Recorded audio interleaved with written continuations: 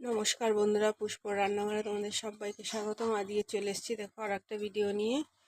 আমি এখানে 2 কোয়া রসুন, একটু কাঁচা লঙ্কা, একটু রাঁধুনি ফোড়ন দিয়ে দিয়েছি।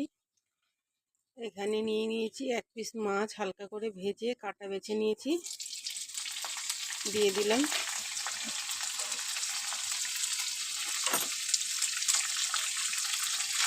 আমি আজকে রান্না করব লাল শাক।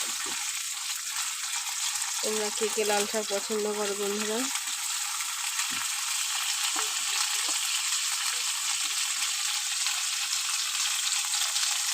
এখানে দেখো আমি লাল শাক ধুয়ে নিয়েছি, কাটিনি, গোটাই গোটাই দিয়ে দিলাম।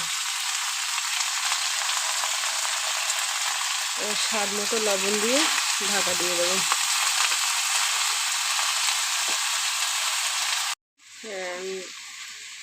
ঢাকা দিয়ে দেবো। হলুদ আমি দেবো না বন্ধুরা, লাল শাকে আমি হলুদ দিই না।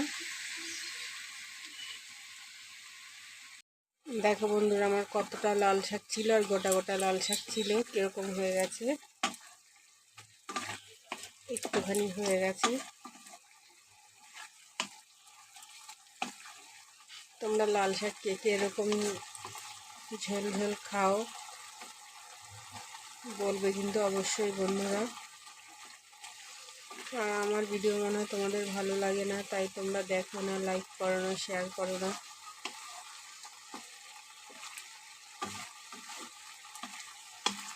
চলো এবার নামিয়ে নেব।